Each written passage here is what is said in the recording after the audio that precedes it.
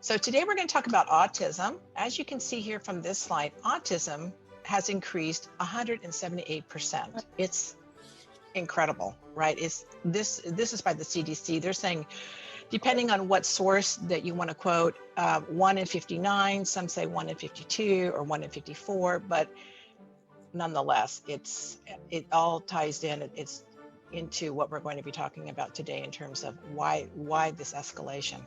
So then I want to look at the countries. So for example, children in Japan, aged 5, it's 1 in 30. It's even worse than the US. And also in China and Hong Kong, researchers have found that there's like skin-related disorders and autism. And they believe that this increase is from long-term exposure of children to mercury, lead, and arsenic in the diet and because of their environment. In India, 1 in 100 children under the age of 10 has autism. In Hong Kong, the rate is actually 1 in 27. And like I said before, in the US, it's 1 in 54, depending on who you're citing from. And interestingly enough, New Jersey actually has the highest rate of autism in the US. In Norway, children from 0 to 10, it's 1 in 166. And the highest rate is in Rogaland. That's the area that I live in. But don't worry, I'm not having any babies, so I'm good. And in the UK, it's about 1 in 100 are diagnosed with autism. So this is a slide regarding what we're going to be talking about. We're going to be hitting on all of these points here, and then later on we'll tie it all together when we get done. So we have a lot of things to cover. Let's go. So what is autism? Well, according to the Autism Society, autism is a complex, lifelong developmental disability that typically appears during early childhood and can impact a person's social skills, communication, relationship, and self-regulation. Autism is defined by a certain set of behaviors and is a spectrum condition that affects people differently and to varying degrees. DSM-5 is the Diagnostic and Statistical Manual of Mental Disorders. This is the 5th edition that has redefined autism and actually classified it as autism spectrum disorder and also included Asperger's, PDD-NOS, which is pervasive developmental disorder, not otherwise specified, which these disorders are now grouped into one, which they call autism spectrum disorder.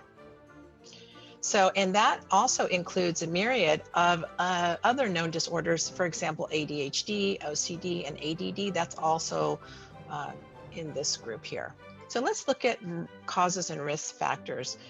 We do not know all the causes of autism spectrum disorder. However, we have learned that there are likely, many causes of multiple types of ASD, and that there's many factors that are more likely to have children to have ASD, including environmental, biological, and genetic disorders. And as you can see here, most scientists agree that genes are one of the risk factors that make someone more likely to develop ASD. If you have a child that has a sibling with ASD, then the risk is higher. Also, there are certain genetic and chromosomal anomalies, such as Fragile X syndrome.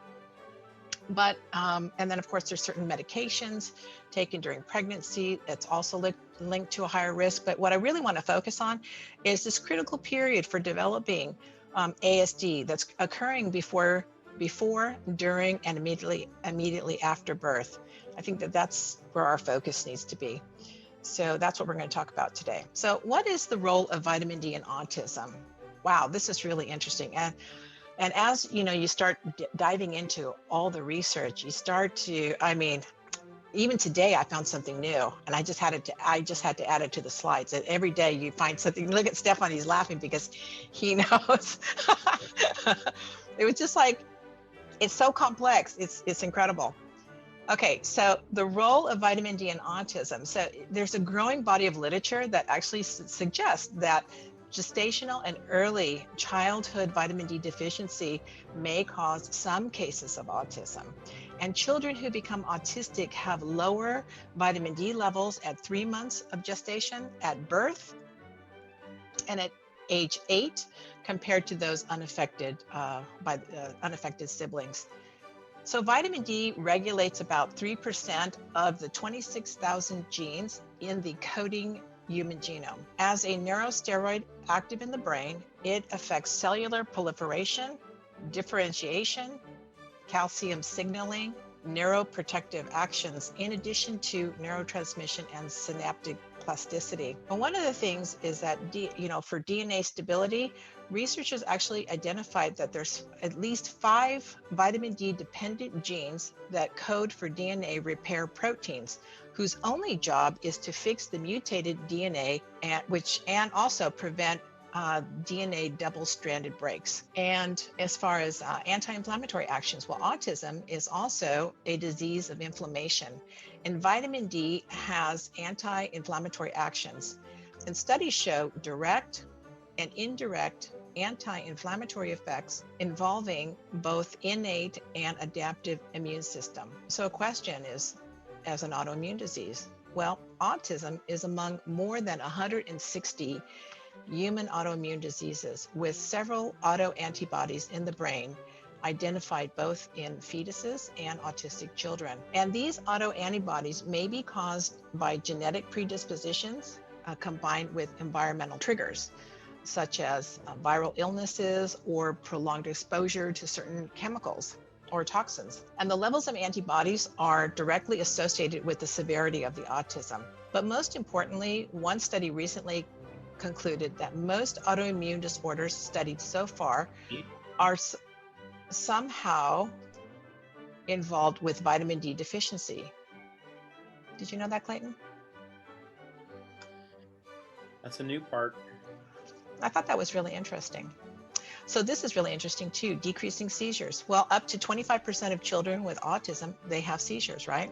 So correcting the vitamin D deficiency could also, or may also, help control seizures.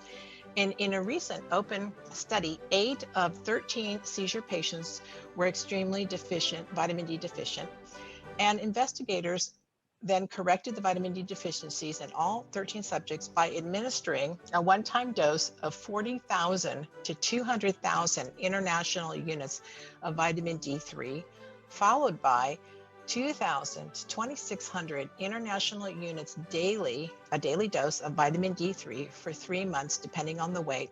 And this intervention reduced seizures by 40%. So that's pretty impressive. And then also there was 2 open trials that found high doses of vitamin D improves the core symptoms of autism in about 75% of autistic children. A few of those improvements they're really pretty remarkable.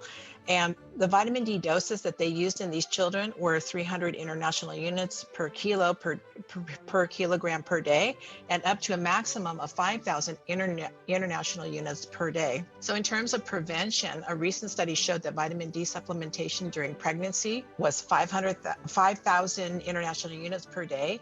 And during infancy and early childhood, it was 1,000 international units per day, and which significantly reduced the expected incidence of autism in mothers who already had one autistic child from 20% to 5%. So I think that's pretty significant. Of course, we're not saying that you run out and go get a bunch of vitamin D and start supplementing yourself like this. It's just to show you what the literature, what the research is saying. Well, and that's in a controlled environment. And yeah, exactly. That's going to lead into a couple questions for Dr. Rau in a minute. With he'll have giggling right now.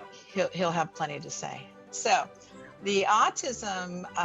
So this is interesting too. Autism spectrum disorder is more common in boys.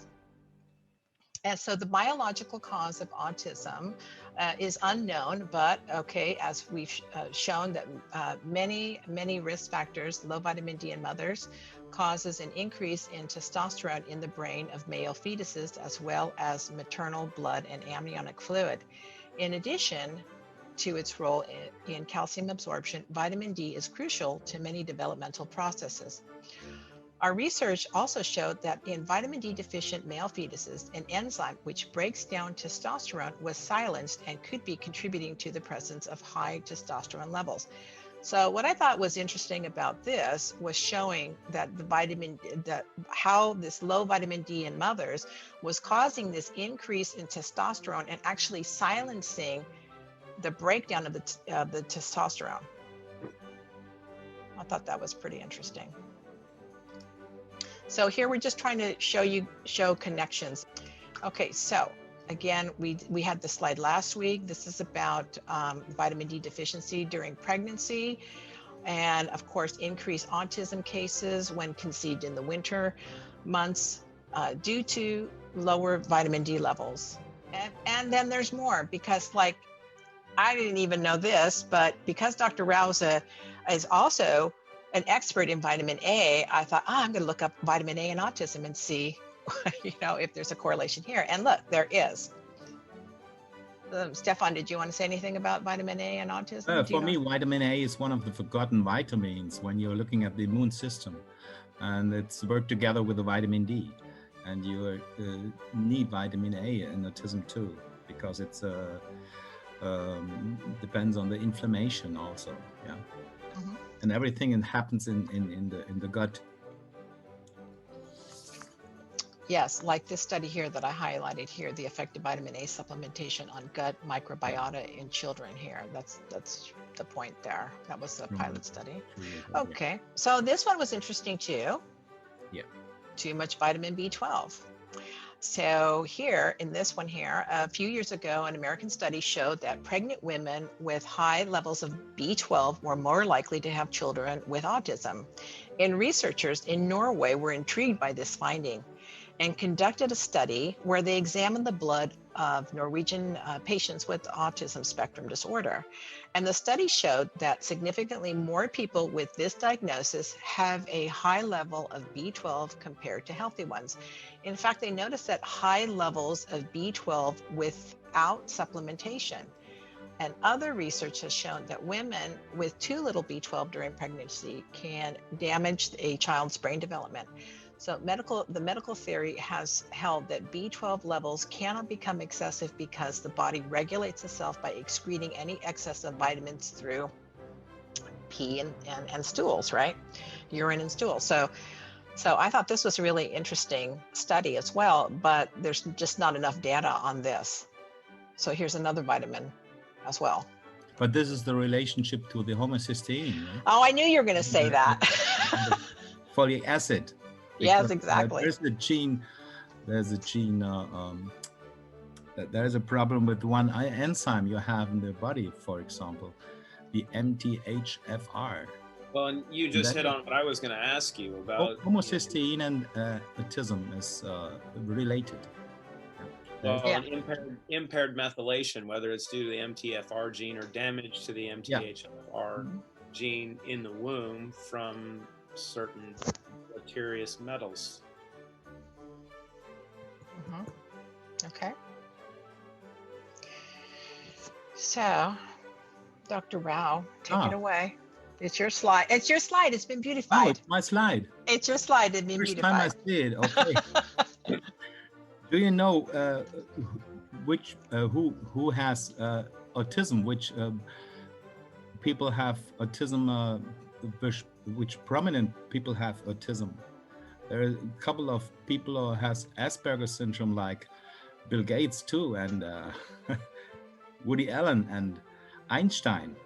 But I want to say, because we are talking now about the microbiome, there is still much to be discovered in terms of understanding the bidirectional communication network between the central nerve system and the microbiome ecosystem. And there is an increase of scientific research in the last year. 80% of the scientific research are looking for the interaction between the microbiome and the autism.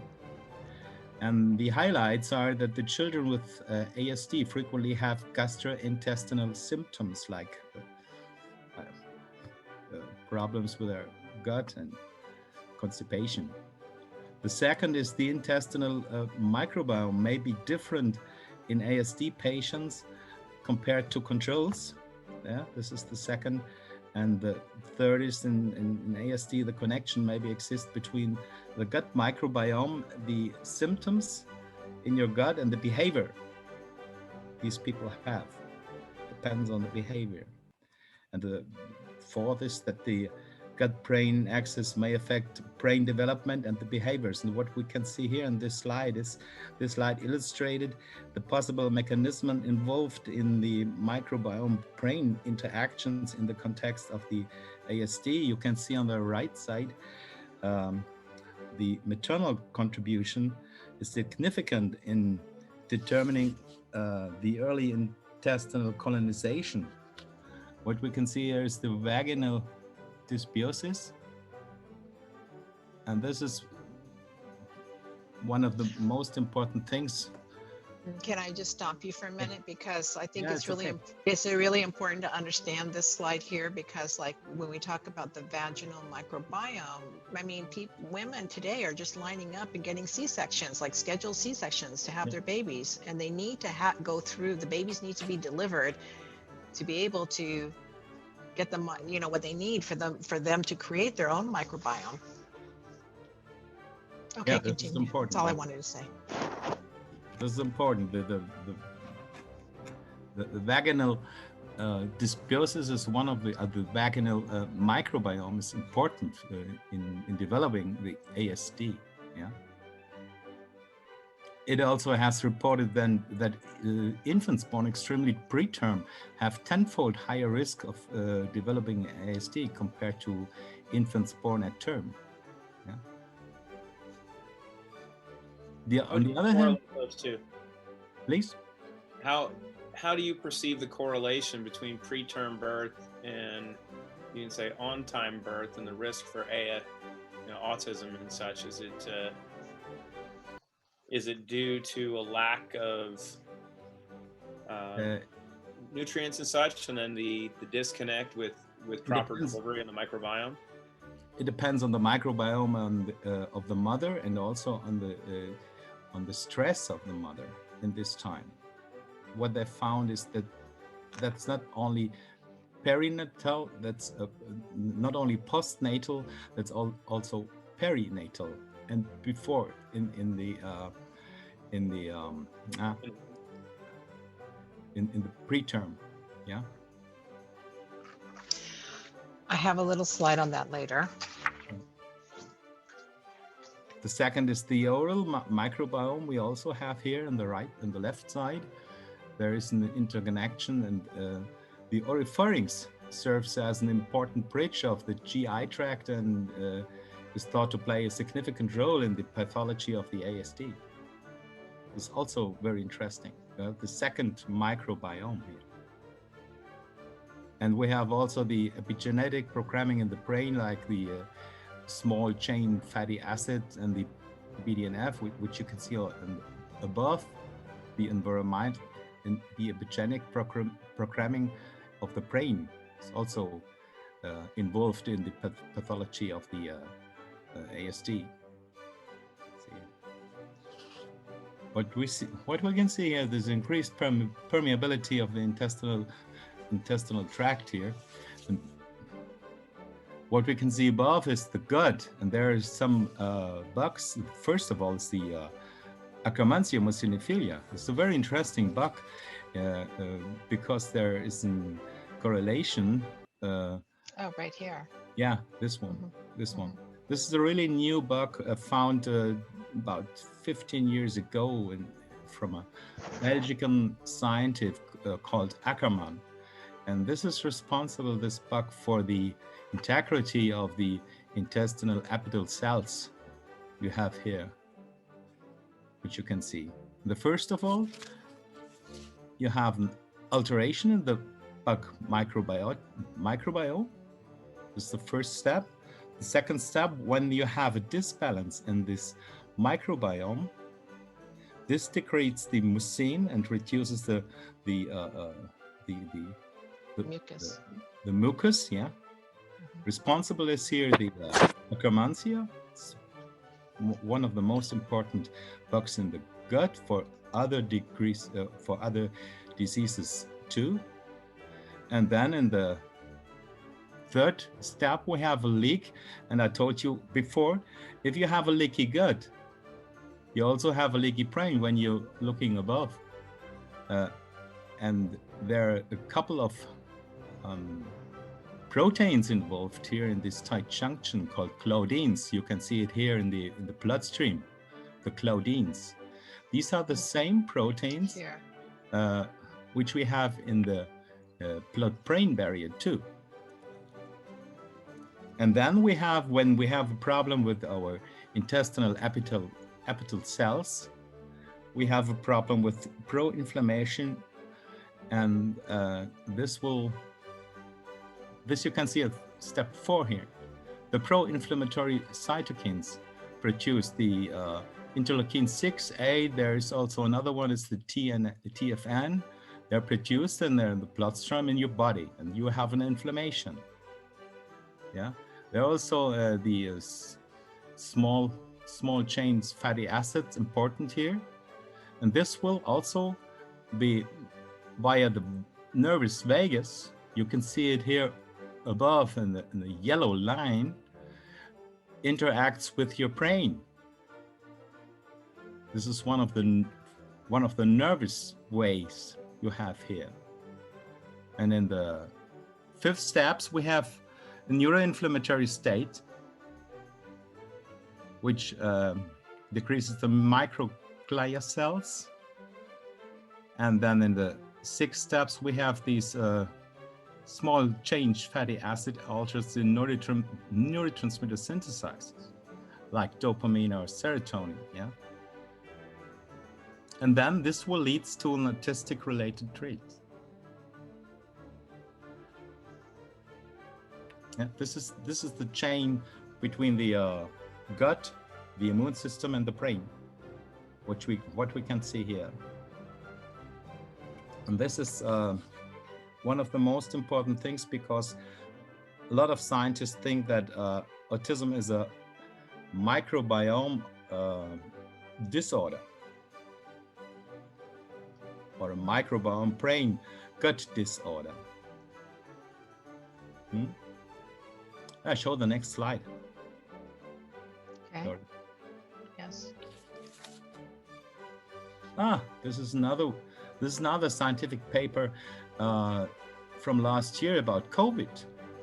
And here you can see what Dori talked before, that the vitamin D, C, and zinc helps to promote the tight junctions. Yeah, and what you have to know is that zinc is essential for the integrity and homeostasis of the intestinal barrier, and also not only in the intestinal barrier, also the blood-brain barrier. This is important. Everybody's going to go out and get a run on. We're going to go get vitamin C, D, and zinc. Yeah. Yeah. All right. It shows that the tight junctions are function well when you have enough vitamin D, C, and zinc. And the vitamin zinc, the zinc is, I think, one of the most important trace elements when you get older. It's only also important for several diseases like prostate cancer. And well, this is also important for children with autism as well. I saw this in several studies as well, talking about this combination. But then also why they're not absorbing when a lot of it is in your diet, but what's in place, it's creating the disconnect or blocking a lot of those binding sites from not allowing it to be used properly. We're going to get to that. Oh. Mm-hmm. So this is excited. This is very interesting. Because since Dr. Rau was talking about the gut, it only is natural that we move to serotonin.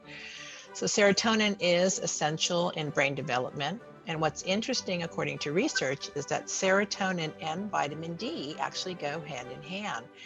It's actually a key factor. The amount of vitamin D level in a mother's blood is crucial, and it's needed for fetal brain development.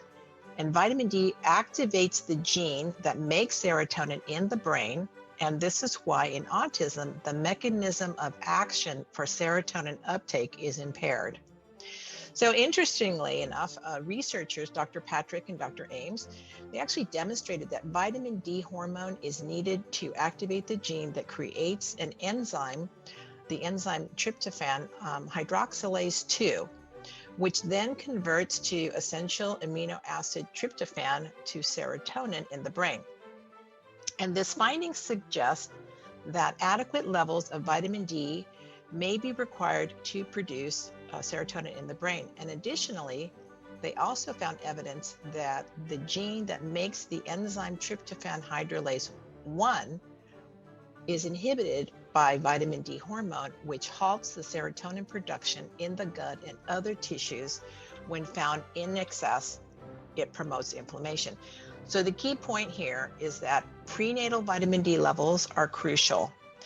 And vitamin D activates the genes that make serotonin in the brain while turning down the one in the gut, which is actually creating this high peripheral blood serotonin that, we talked about that the other day, Stefan. Yeah. Yeah. We talked also about one link of the serotonin in the interaction of bisphenol A and the ASD. Yes, so I think that's going to be on this next slide here. Ah, okay. There. Oh, that's this one here. So this is this. Yeah. This is just this one here about showing the blood elevation. Yeah, because serotonin don't transfer to your blood-brain barrier. Yeah? Right. From the gut, it can't get to the brain. But in children with autism, there's too much serotonin in the blood and not enough in the brain. Yeah, because 95% is produced in your gut. Yeah. And that's why they were talking about the vitamin D, how crucial the vitamin D is, because that can turn it on, and at the same time, it can turn the one off for producing too much in the gut and then producing in the brain as well. Does that make sense? Yeah. Okay. We have to get it in the brain. Oh, autism pinning. And so now we move to this one here. Yeah. Oh, so can I throw one question that just came up in the chat? Sure. The question was, what if your mother doesn't have enough vitamin D prenatally? Can, after the child is born or after the fact, is there anything you can do to help that?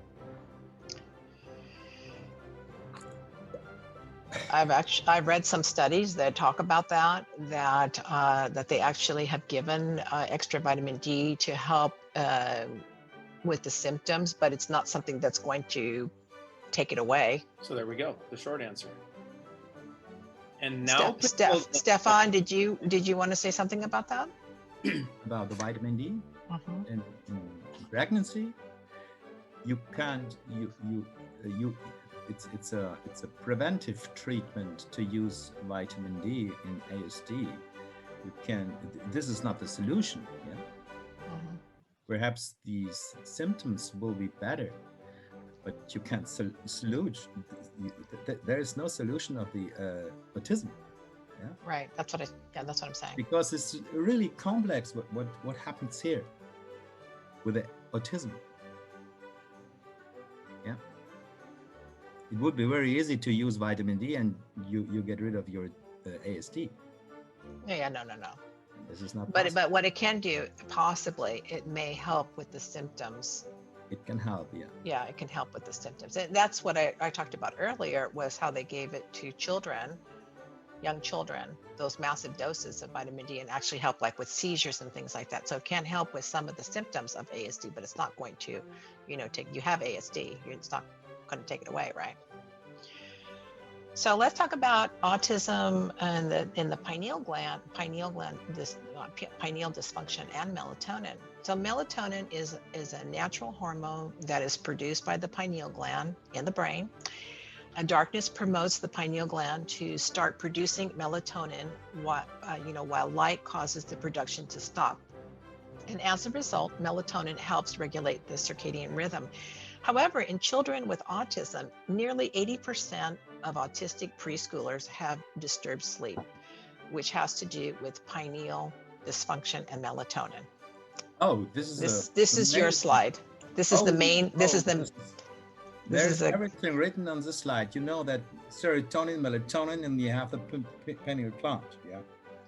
And what you can see here, first of all, above pineal gland malfunction, this is the whole regulation. What happens with the neurotransmitter of serotonin, melatonin, and the DMT. There are a couple of, this is a very interesting research here. You can treat ASD also with melatonin because the most subjects who have ASD suffering with sleep disorders. And here is, they found that there is on the left side, you found the bufotenine. This is a DMT analog you found in ASD subjects. And this is the interaction between the pineal gland and the abnormal neuroplastic plasticity, and this will lead to an autism spectrum disorder. And it's described what happens here, the gene mutations and the irregular expressions related to the melatonin synthesis. You know that there is also vitamin D is involved in this synthesized pathway in ASD. What we have next, the decreased activity of the MAO of the amino oxidase, results in the hyperactivity of the DMT. And there's one interesting thing you have to Google is the mTOR. This is there are some studies about this hyperactivation of this gene or protein. Nevertheless, you have problems when you have a pineal malfunction, and these research papers found there is one in a couple of subjects who have ASD. And this is a very complicated pathway here in the brain, depends on the serotonin, on the receptor 5-HTA2, and the BDNF, this brain development nutric factor, is also involved in this pathway. But there is a lot of research about this issue here. What you can see, there is studies about the pineal gland dysfunction and the melatonin and the ASD. This is very interesting when you think about dopamine. We also have a dopamine hypothesis about the ASD also. I think you want to talk about this later, about the dopamine too, Dori? Oh, absolutely. Yeah. Stefan, can I throw you a question on the DMT aspect, because it's become such a conversational point with the microdosing conversation of LSD and mushrooms and such.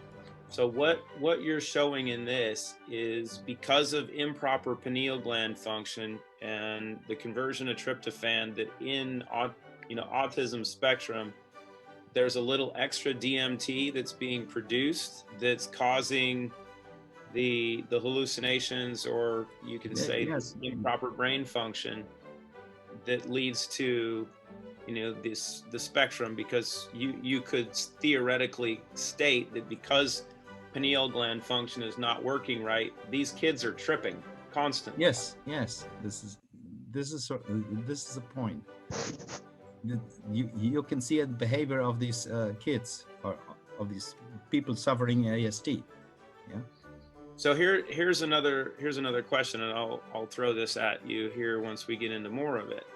So if you're able to enhance pineal gland function in someone else by using specific ingredients that can produce more dopamine and serotonin to get to the pineal gland, you actually could allow the pineal gland to produce DMT. That's the way. The same is with HDAD. Okay. With these drugs you're using there, also influencing the dopamine, like the one you called Ritalin. Yeah.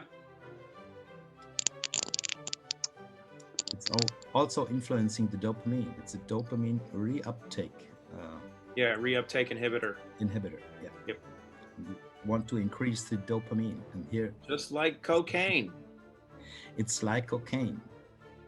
But also, here you can see it's a balance. It's a homeostasis. Yeah, it's like you said. It's the mobile, right? It's a mobile. It's a mobile. Being able to have that intricate balance of not being off in one area even a little bit as everything else adjusts. Yeah, when we're talking about a mobile and other diseases, then we have to talk in ASD. We have to talk of 5 mobiles. They're fit together. It's really complex. We have a lot of research in this in this disease here in the last couple of years. It's incredible what happens here with the autism, because the autism is increasing each year. Yeah. For multiple reasons. For me, the ASD is something like there's something going wrong with our society, because it's increasing, and depends on multifactorial things like environment, like drugs, like other things, like food intake, like your body. And for me, ASD, you more people suffering in ASD, more problem you have in your society. Yeah. And so what, like a lighthouse, like a beacon. What you're saying is much like the canary in the coal mine, analogy that I've used multiple times for identifying risks in a coal mine. The rates of autism that we're seeing culturally worldwide is an indicator of how poisoned our environment is, because the weakest of our population is showing signs and symptoms of being even more screwed up year over year. And you're hitting on the fact that there isn't, I think this is a big thing when it comes to medicine or wellness, and it goes back to your mobile analogy, which is honestly the best analogy I've ever heard on really identifying the issues. But this is not a single source issue. It's multifaceted. So when you look at that mobile, it's more than multifaceted, because it's impossible for researchers to look at the one thing who can salute this disease. It's impossible. It's more and more, because there's tremendous research in this area. In the last couple of years, only in the last 2 years, only in this year, and this year is about 1 month old. Yeah. You find tremendously research papers about autism in the last 3-4 weeks. Yeah. And we're looking, when you have a look last year, 2020, I told you there's 80% only about the microbiome ASD. And when you're looking at the research in PubMed, you find a tremendously number of scientific paper in this issue. And it's impossible to find the one solution. Yeah, this is not possible. It could be, because this call Dori wants to make today is a very sophisticated call, because we have to look at everything. Yeah. Which is why we have time to do it. I've already texted one of my friends and said, look, I'm in the middle of doing the greatest autism webinar in history, which is we don't look at the infections. We don't look at the drugs. We don't look at the mitochondrial dysfunction. Yeah. We don't look at the vaccination. Oh, is there something? I think we just got banned on YouTube, but you can say that because you're a virologist. If I say it, I'll get lynched. But I think it's the important part of You being know able that there is to an operate interaction together. between vaccination and ASD. Yeah. Yep. Well, and just the part that you're hitting on with the DMT aspect, and I've chatted with a couple of my colleagues and friends and some of our ambassadors and customers and colleagues, because there's so many people that are talking about using psychedelics and microdosing, and like, you actually don't need to do that if you just use clean slate and a bunch more zero in than you might think you want, because you can get there in a hurry, but that's a whole other conversation. I told Dori, with each slide in this call, you can make a call. Yeah. For sure. Absolutely. And this for the next hours. You can make a call with ASD and fluoride. Oh, fluoride. Next slide, please. Fluoride, very interesting, very interesting. Oh, we're going to dopamine now. Oh, dopamine, okay. Dopamine. First of all, the neurotransmitter, it's more interesting. The neurotransmitter, it's incredible what happens here. It's your Oh, I thought you wanted to say something. No, you. No, I just have just a very little thing, but then you guys can chime in here. Well, dopamine, as we know, is the feel-good neurotransmitter. It's a chemical that carries information between neurons into synapses, and it's that tiny gap between them is vital for proper function of the central nervous system. It regulates feelings of pleasure and motivation. However, deficits in dopamine circuits have been implicated in a wide range of psychiatric disorders, including Parkinson's disease, schizophrenia, drug addiction, ADHD, and roughly 30% of children with autism also have ADHD, and dopamine has also been linked to autism. Did you want to comment on that? Add more to it? No, it's great. Stefan? Okay. Because we're only halfway through. So the dopamine. So, I mean, I'm sure we could have spent an hour just talking about that, but we have a lot of points to get through. So it's not, we're not going to give you a biology lesson. We just want to like hit on some main points and show the connections, you know, and where we're leading to.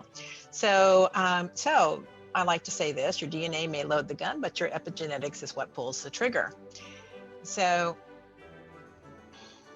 let's look at this for a minute. So autism spectrum disorder is thought to be caused by predisposing high-risk genes that are altered during early development by environmental factors. So that's why I wanted to show this slide here, because if we see, look at here, the epigenetic mechanism, this environmental chemicals, drugs, diet, development here, and it's right here, environmental factors.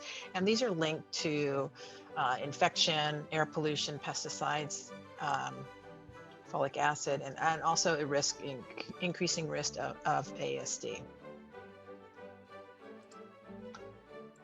So autism genes are selectively targeted by environmental pollutants, including pesticides, heavy metals, and your forever chemicals, and other foods, cosmetics, and household products.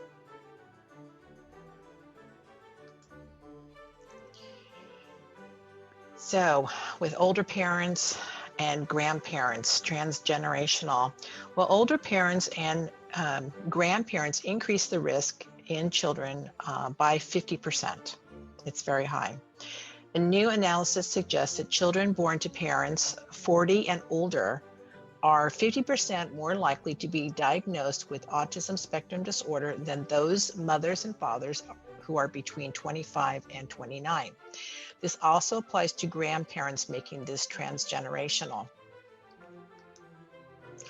And Clayton, you mentioned this about premature infants. Well, parents who were premature themselves are more likely to have a child with autism. So a Yale School of Public Health study found that parents who themselves were premature are nearly twice as likely to have children with autism spectrum disorder, and that can actually span multiple generations. Here's an interesting question that's a whole other hour conversation at its own point. Much like blood types, are attracted to one another? Do you think people that were born prematurely, because of their resonance and their epigenetics, that they're actually attracted to one another without knowing it as well? Interesting correlation. Food for thought. Haven't thought about that. Do you know somebody like that? Nope. I'm just looking into an interesting sociological analysis that would be intriguing to see if there's been any data published on it. Okay. Well, this next slide is pretty interesting, which really surprised me. Well, there was a study that came out showing the evidence of, in the US, showing the evidence of autism, this epidemic they're talking about acetaminophen, and as we know it here in Europe, paracetamol, is actually aggravated with the antibiotics, amoxicillin, and also it's and now with glyphosate, which is going to lead us to the glyphosate issue. Which is interesting because I remember when I was pregnant that the doctors would always say, oh, you have a headache, or oh, you have this, or you have that. Even when you're pregnant, okay, it's safe to take Tylenol. It's safe to take acetaminophen, no problem. So, and these are all the studies related to acetaminophen and paracetamol, which is like, wow. And of course, this is, again, like this is tied to glyphosate as well. Which that's this study here, good 2018 here. So which leads us to glyphosate, because glyphosate, as we know, is Roundup. It is a broad spectrum mineral chelator, robbing plants and animals of important minerals and destroying our enzymatic process and our gut microbiome. And just like heavy metals, it's in the air, it's in the water. I mean, it's everywhere. It's in the soil, it's especially in the food that we eat. And for ladies with that are still having tampons and pads and stuff like that, it's in those products as well. It's a wide use of glyphosate has become a concern due to the potential harmful effects of human health and infertility for both men and women. And by the way, we have a very good discussion on this topic on the YouTube channel, The Root Brand. So I suggest that you go there for that discussion, because that's a really good discussion, that one. Can I add one note to that real quick? Sure. I don't know how far we get to go on this yet, because this isn't all my surprise, which I love.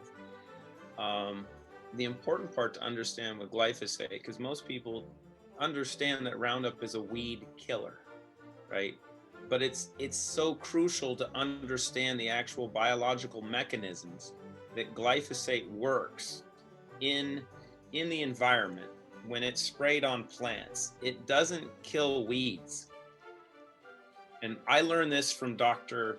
Don Huber, who is the biggest opponent of the use of glyphosate, probably the leading researcher in the world on the subject since 1974. Glyphosate gives plants AIDS. It is an immunodeficiency that it creates in those plants, in those weeds. The pathogens in the soil kill the weeds. So you have to look at that application on what's happening to our microbiome and translate, and then I turn it over to the virologist. It all belongs to Dr. Rau. It also is suggested that glyphosate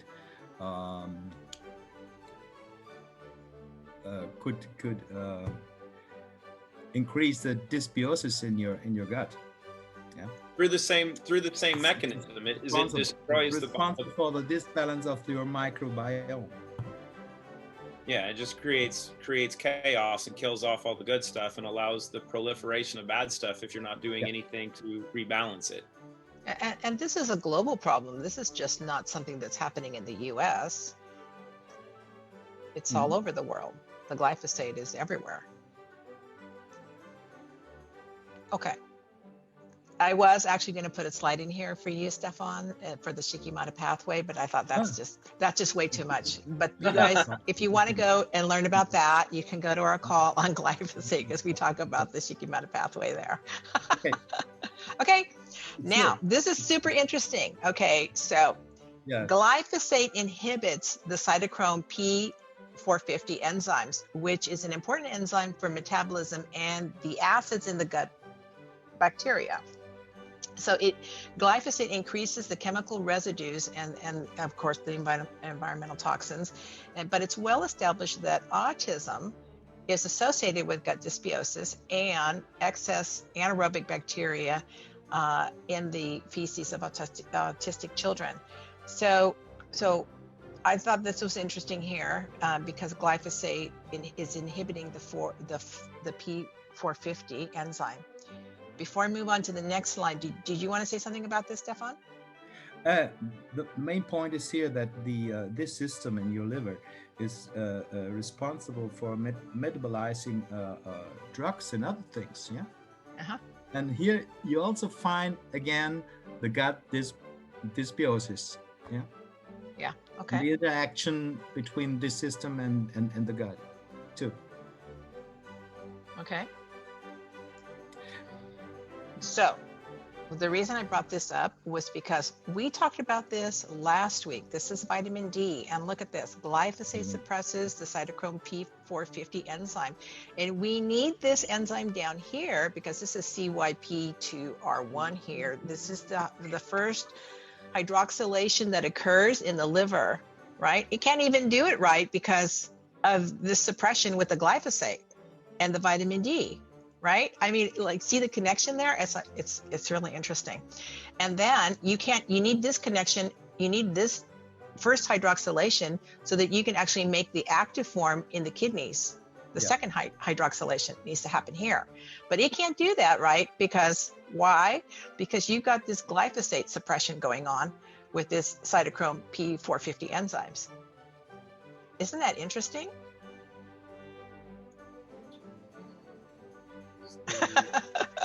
Okay, I think it's interesting. It is. I'm reading chats as we go. There's some good you start to correlate all of the pathways. You see how it's like all coming together, right? You've got like glyphosate, and then how important vitamin D is, so critical. And one of the reasons why I wanted to do this call was because I think I told you, Clayton, last week I was talking to someone who said, these products are for old, like old people, like for people that are, baby boomers and things like that. And I say, no. I mean, this is for everyone. And I think you'll start to see that this is for everyone. This is like really important. If there's individuals, no matter their age, that want to function optimally, and when I say optimal, that's beyond what is normal, because normal right now is closer to autism than it is to being elite.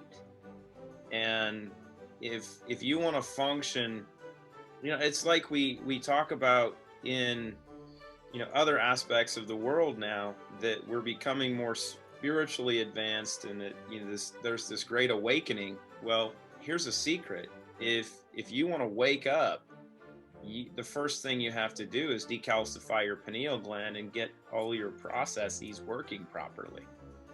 I think we're hitting on those. So that's it. And you saw the benefits of dopamine and serotonin. We'll probably see more of that. I mean, they're the two most powerful neurotransmitters made. Well, what I'm saying is that if you want to start a family, you need to clean yourself up first, right? You and your spouse need to detoxify, clean everything up, and make sure that you have enough vitamin D in your system and things like that. And the likelihood is that you're going to have difficulty having children because of glyphosate, because of the metals, and because of the other stuff. Well, that's true too, because of the fertility issues that the glyphosates cause. And Dr. Huber, I mean, when he called glyphosate an extinction event, it's shocking, but it's a fact. I mean, we're seeing fertility rates in this country drop by 30% over the last decade. We're in a really, really unique point in time. And if you're wanting to pass your seeds on to the next generation, and you're not doing everything you can to create the most pure, viable seeds possible, just an opinion. Okay, next. Okay, so here we go again with here's the glyphosate and autism rates. I mean, or in our glyphosate call, but I thought I'd just bring it up now just to show you.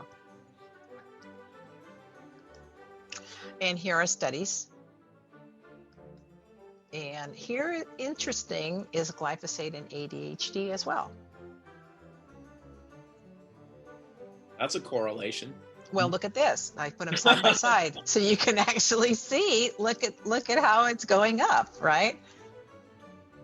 So I thought that was interesting. You find in both diseases you find an increase of one bacteria. It's the Clostridium. When you get glyphosate in your gut, there's a disbalance of bacteria, and there's one. This is the Clostridium. Mm-hmm. Yeah. Okay. So in here are ADHD and heavy metal connection here studies. Oh, now we're going to glyphosate and fertility.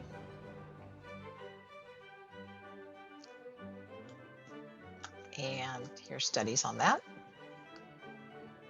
Oh, I think we just hit on this.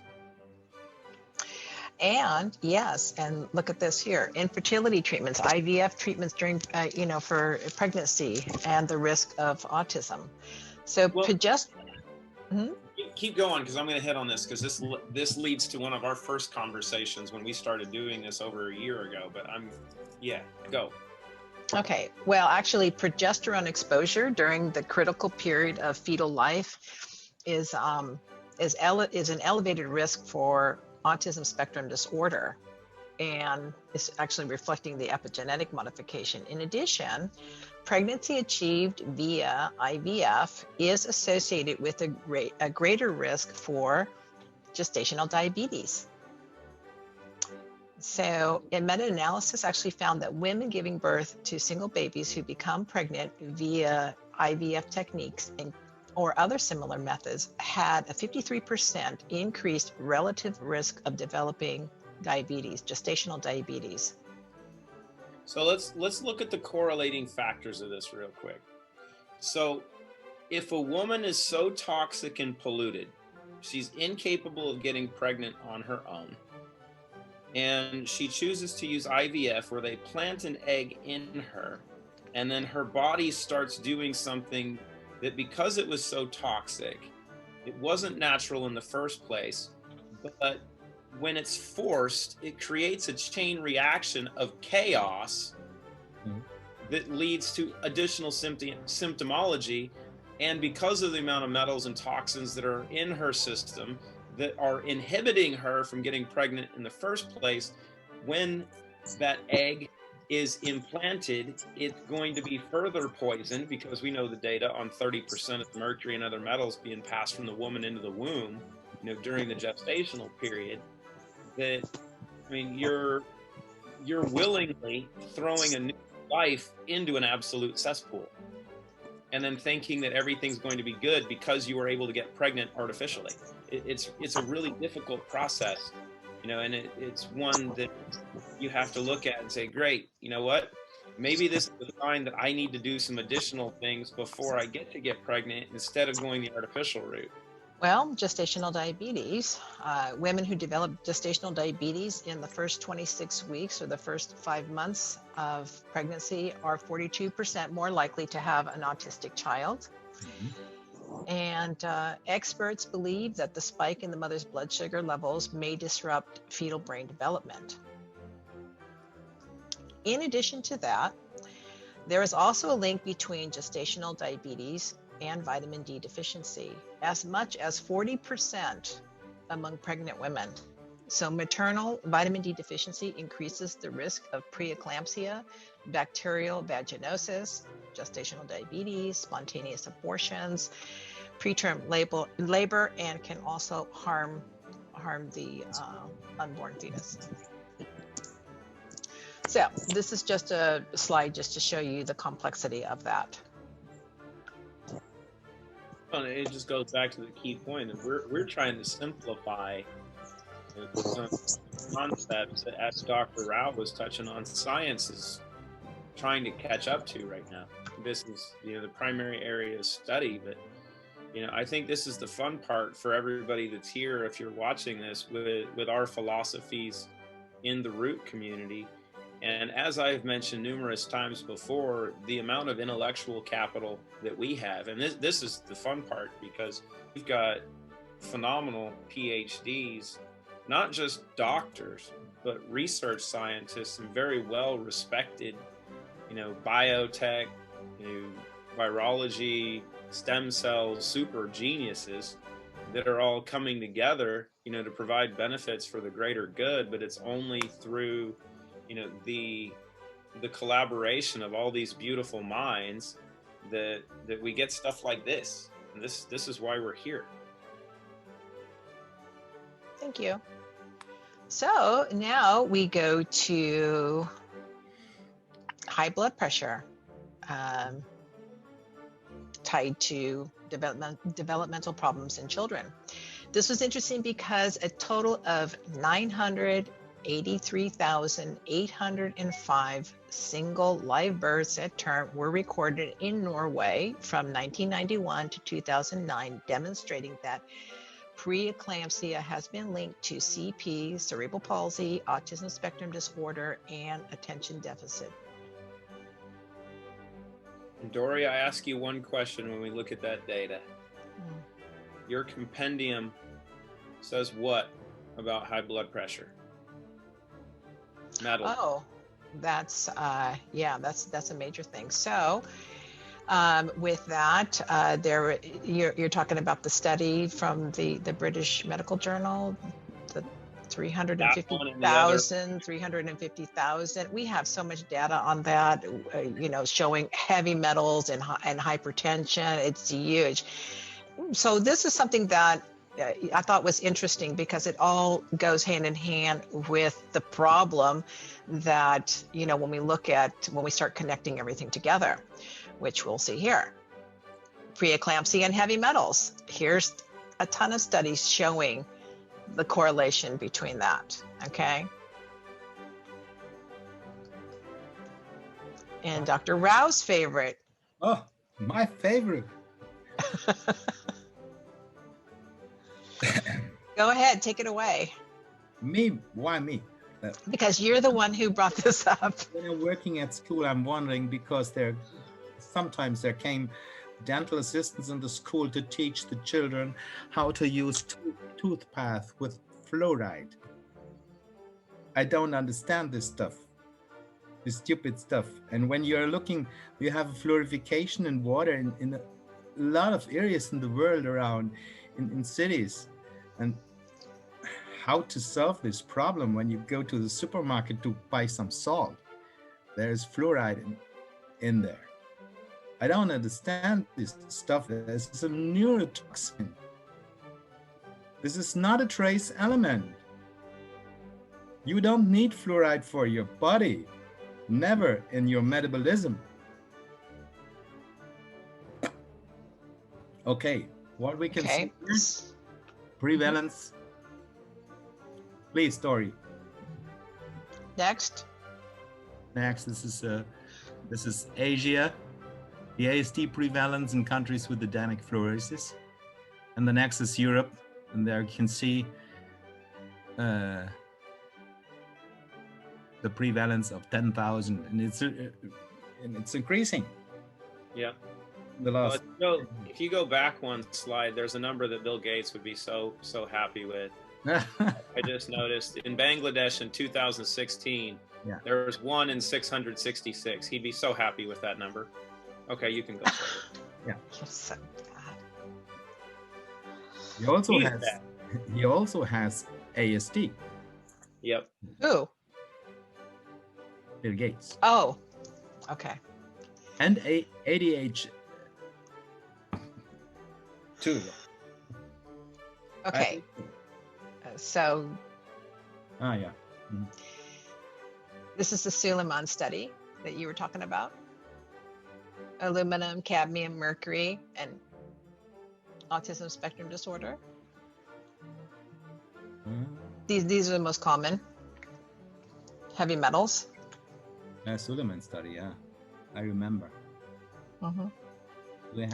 We talked about it. It's a 2020 study here, clinical chemical research here. And here, this was interesting. I've seen these studies before about baby teeth in autism.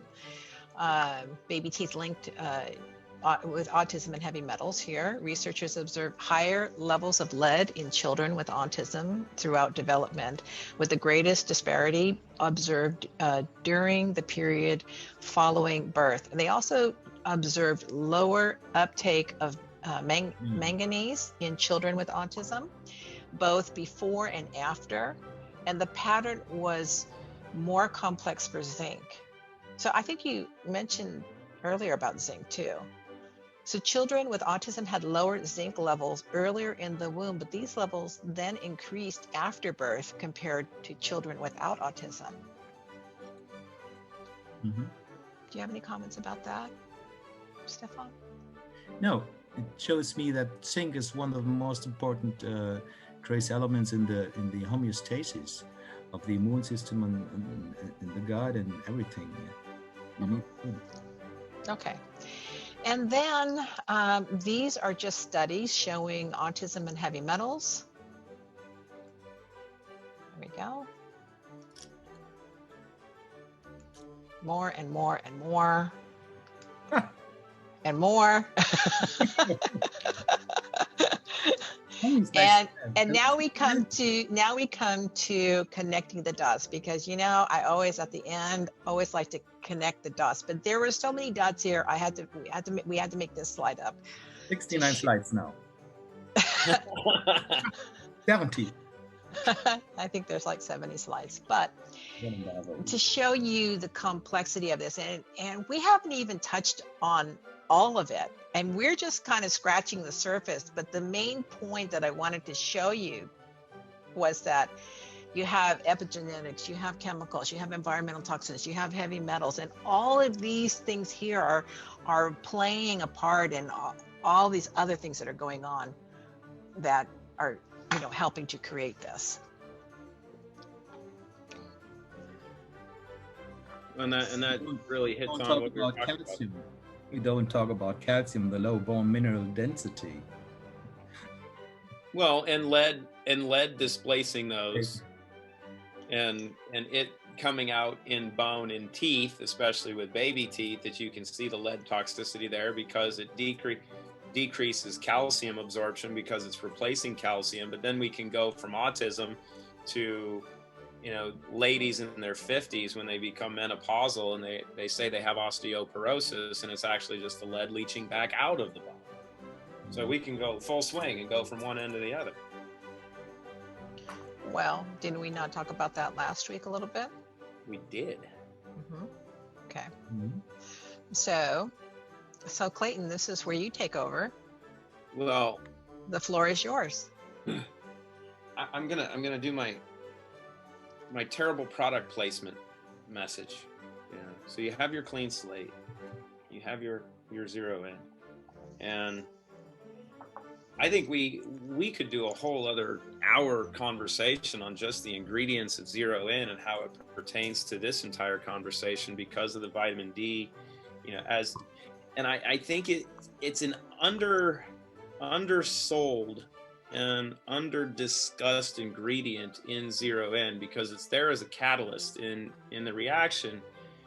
But as we've seen, the importance of vitamin D in the production of dopamine and serotonin, and as Dr. Rau has talked about previously with the PACs and the pine bark extract and regeneration of the microbiome and how supportive that is, that we talk about what zero in does, right? Focus, mental clarity, but now also, the adaptogenic nature of looking at rest and how your gut will shift to producing more serotonin to work, with your pineal gland.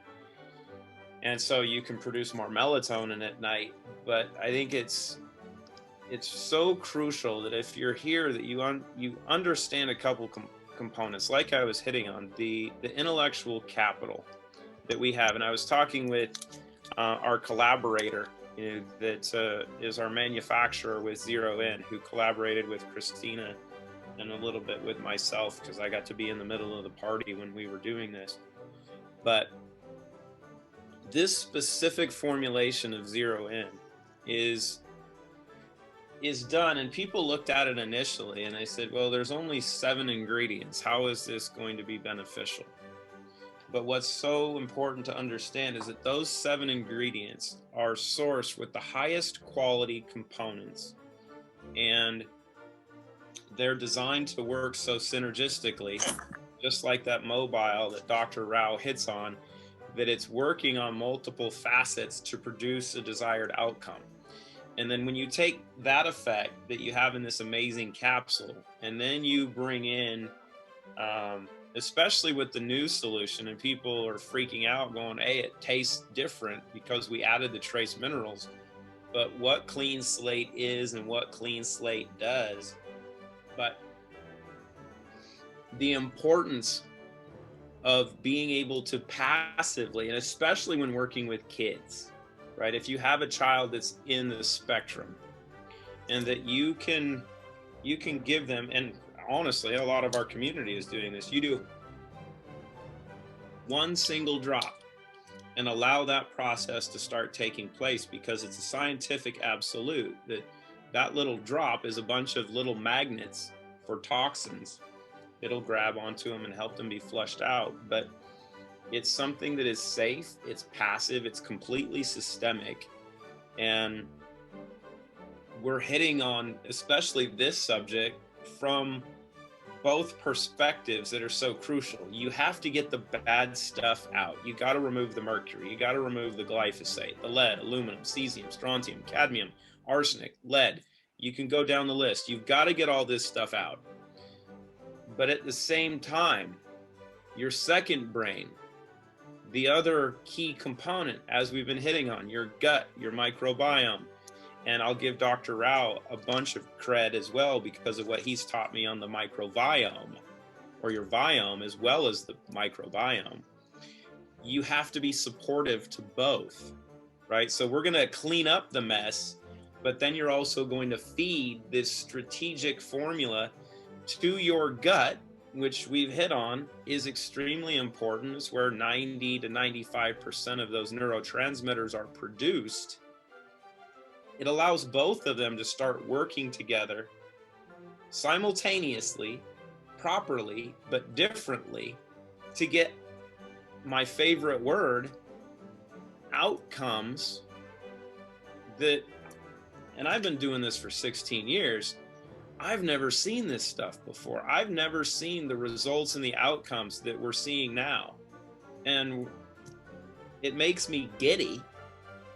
But if you're here, because we've got a good amount of people that are here with us, or if you're watching this on the recording, this is just fact. If you want your kids to be healthier than you are, you want them to have the best chance at performing well in life, if you want to be here to enjoy it, and if you always feel that you're just not quite where you want to be, and being an athlete, that was the key for me growing up, is, okay, what can I tweak to get better, right? And the Super Bowl is in 2 weeks, and one of the participants in the Super Bowl is probably one of the best examples of this, because Tom Brady, we're the same age.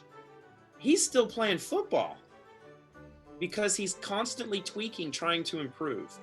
And this is the key that's available for all of us, is and I'm trying to get in touch with his people. I know a couple of my colleagues know his people. If you want to continue to get better throughout life, eliminating the metals and toxins and chemicals that are destroying us is step number 1. And then allowing your brain to function at its highest levels possible are the 2 most important things we can do. And I mean, there's what we just got was a PhD level dissertation on the spectrum. And Dori, you and Stefan, I'm working with, I haven't told anybody this yet, but I'll drop a little hint at it. One of the top functional medicine doctors in the entire industry starts a study on clean slate and zero in for 12 people next week for 2 months. And I mean, he's one of the guys that the rest of the industry comes to for information. And, you know, A4M and all of these doctors that are interested, or the Institute for Functional Medicine, I've never seen a presentation like this that you guys put together. I mean, because there's not been a compilation of information to be able to tie all of these factors together, because no one else has ever done this. And that's what's so important for everybody to understand, is it doesn't matter who you're talking to. They've never done anything like this before. I mean, everybody here, you've never taken products like this before. If you had, you wouldn't be here because you'd already be amazing. So we're all learning, but we're doing things that have not been done before. And you can see by the pedigree of, you know, the people that I get to hang out with Dori and Stefan, they're not here because of hype. They're here because of substance, and they create more of it, which makes all of our lives better. But, you know, that's, hopefully this has been informative for you, and it gives you an opportunity to share this, because I'm going to tell you right now, once I get this posted on YouTube, as soon as Dori sends it over, oh, I'm sending this out to a ton of people, because this is something, the autism conversation, I don't think that there is a group of more informed or motivated women on the planet than moms with autistic kids, because they're constantly doing research. They're constantly trying to find solutions. I know families that have spent their entire life savings, millions of dollars, on trying to find a solution for their kids. And you know where they got? Broke. Still have an autistic kid, but they have no money left, because there hasn't been the proper solutions. And I'm not saying what we're doing is the end all be all, but what I'm saying is we're doing some stuff that's never been done before. And if you get to the point where you're seeing outcomes and no one competes with you, you might want to look further into it. So Dori, Stefan, thank you. And that's my rant. I'm out. As Kobe said, since this is the anniversary of Kobe's death last year, Mamba out. Did you want to look at any questions? Well, let's go through the chat. Look, there's more. There are some great comments though on here, you know, today, especially for our German contingency, and they were talking about glyphosate being banned in Germany, you know, because people think, as we talked about, people think that, you know, the glyphosate's been banned in Europe. Like, no, sorry, not true. Well, that's why I said it's a worldwide issue. It's a global issue. It's a global issue. I mean, people in Europe think that it's not not an issue for us, but it is, and that's what we talked about last on our glyphosate call, that it very much is an issue here. And you can't just look at the current on all of this, right? Because you hit on the generational aspect and the transgenerational aspect of environmental toxicology. Glyphosate's been in our world since 1974, almost 47 years. So you can't just look at now and going, oh, they removed it. No, sorry. It's been used for 47 freaking years. But if you're in Europe, Monsanto used to be a United States corporation. Bayer's a whole hell of a lot bigger than they were. To give you an idea, Bayer knew the risk. Bayer knew that if they acquired Monsanto, they were going to end up paying billions upon billions of dollars in settlements because of what that chemical does and what has been proven to do to cause cancer and lymphoma and leukemia. They still bought it. What does that tell you? And you think that a company that's making billions of dollars a year is not going to invoke their influence to say in 2023, no, I think we need to keep this party going. This is the hard part. You can't rely on outside influences to provide any benefit to you anymore. We know how that goes. So if you're not taking responsibility for your own health, you're not going to be here very long.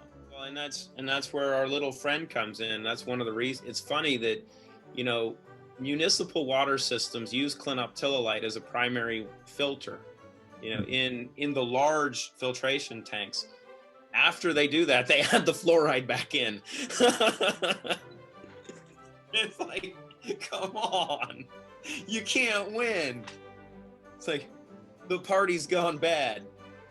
So Okay. no, I want to say thank you for both of you for putting this on. As Dori, the slides, the amount of time and research that you have to put into doing this, especially this. I mean, what was there? 387 slides. All right. Well, I think we'll end the call for tonight, and then thank you, everyone. I hope it was informative, and thank you, Dr. Rau, for joining us on our call today, and Clayton, and everyone else for taking the time out to hear our discussion today. So we'll see you next week, same time, same place.